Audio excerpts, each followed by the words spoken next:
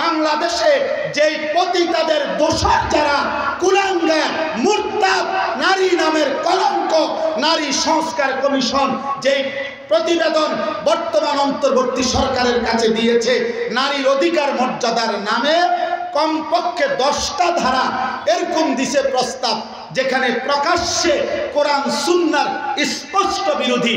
এই বাংলাদেশের জমিনে নারী সংস্কার কমিশনের এই কোরআন সুন্নাহ বিরোধী আইন আমরা মানি না, মানি না, মানি না, মানি না, আমরা মানি না।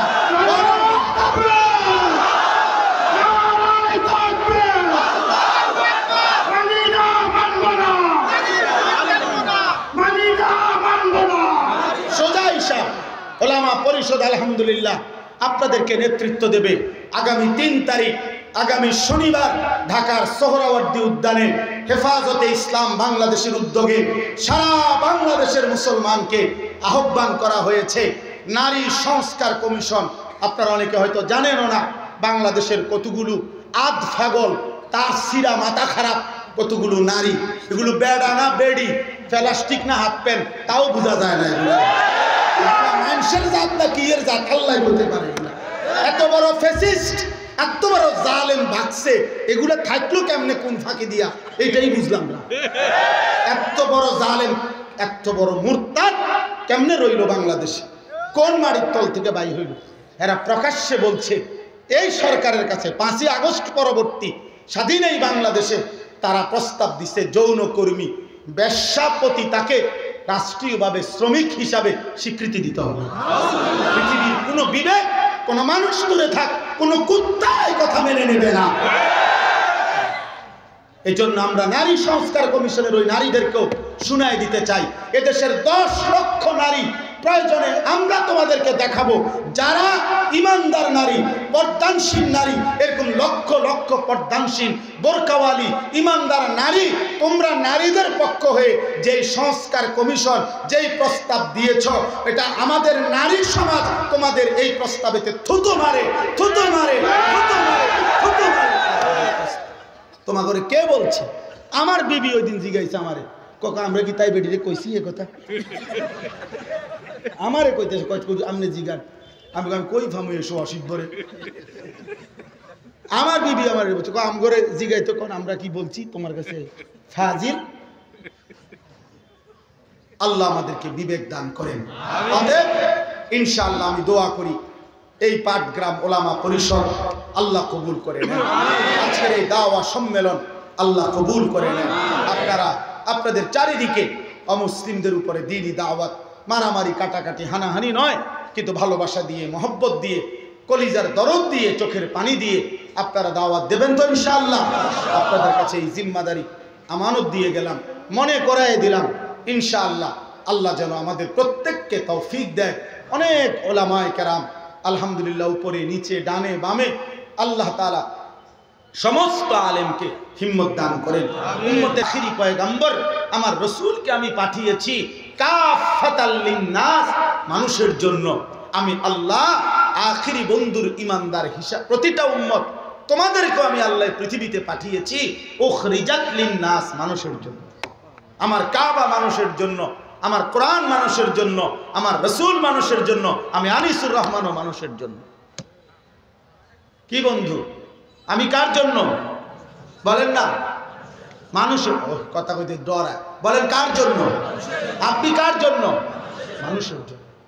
লিনাফঈন নাস, উখরিজাত লিন্নাসের লামের পরে সব তাফসীরে আছে লিনাফঈন নাস, মানুষের কল্যাণে।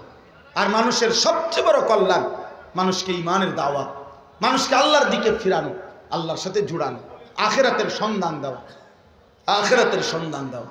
আল্লাহর দিকে যে ফিরে আসে তওবা করে, কুফর থেকে, শিরিক থেকে, নেফাক থেকে তওবা করা মানে আল্লাহর দিকে ফিরে আসা। নবীজি বলেছেন লাল্লাহু আশাদ্দু ফারাহান বিতাওবাতি আবদিহি, আল্লাহ সবচেয়ে বেশি খুশি হয় বান্দা যখন তওবা করে, মানে আল্লাহর দিকে ফিরে আসে। তাহলে এক কাফেরের তওবা কি? ঈমান আনা। এক মুশরিকের তওবা কি? শিরিক ছেড়ে ঈমান আনা। এক মুনাফিকের তওবা কি? নেফাক ছেড়ে দিয়ে আল্লাহর দিকে আসা।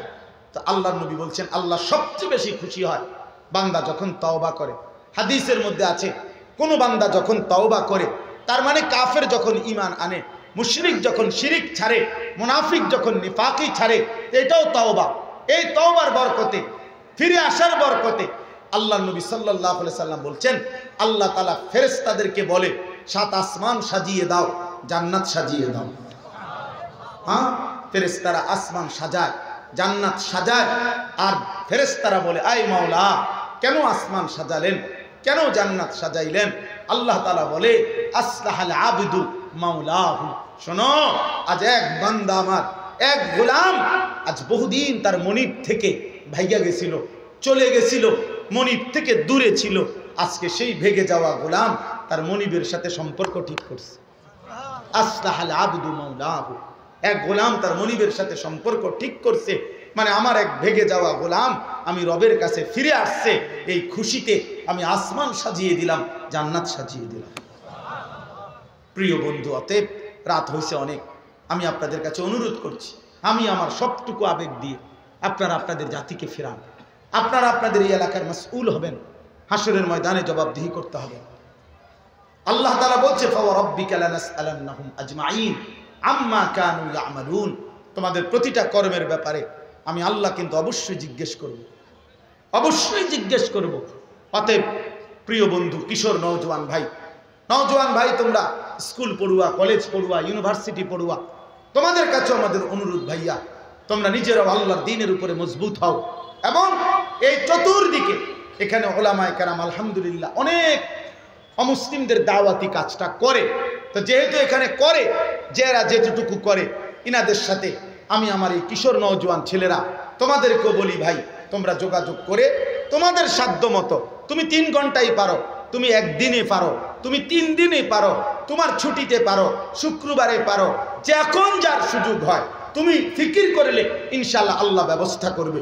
এই জন্য নওজোয়ান ছেলেরা, আমরা প্রত্যেকের কাছে আমি অনুরোধ করি, তোমরা স্থানীয় ওলামায়ে কেরামের সাথে মশওয়ারা করে অমুসলিমদের এই দাওয়াতি কাজটা করবা কিনা ইনশাআল্লাহ।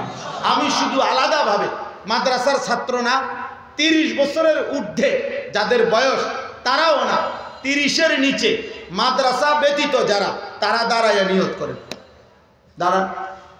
দাঁড়া স্কুল, কলেজ, ইউনিভার্সিটি অথবা পড়ালেখা করে না, কিন্তু নিয়ত করো ইনশাআল্লাহ। দাঁড়াও ভাই, দাঁড়াও। এমন ছেলে যারা আছে দাঁড়াও, মাদ্রাসার ছাত্র দাঁড়ায়ও না। মাশাআল্লাহ, মাশাআল্লাহ, আল্লাহ তাআলা কবুল করে নেন, আল্লাহ তাআলা কবুল করে নেন। আগামী দিনে ইনশাআল্লাহ তোমরা ইমাম মাহদির পক্ষে লড়বে ইনশাআল্লাহ, ইনশাআল্লাহ তোমরাই দাজ্জালের বিরুদ্ধে লড়বে ইনশাআল্লাহ, ইনশাআল্লাহ। এ কথা মনে রাখবেন মুসলমান, সারা পৃথিবীতেই কালেমার বিজয় হবে ইনশাআল্লাহ, ইমানের বিজয় হবে। যদি কোনোদিন শুনেন ফিলিস্তিনে আর একজন মুসলমানও বেঁচে নাই, খোদার কসম, রব্বে কাবার কসম, সেদিনও মনে রাখবেন বিজয় ফিলিস্তিনের হবেই হবে, বিজয় মুসলমানের হবেই হবে। জিতবে ফিলিস্তিন, হারবে ইসরাইল, কোনো সন্দেহ নেই। বলেন জিতবে কে? জিতবে কে? আবার বলেন, আবার বলেন।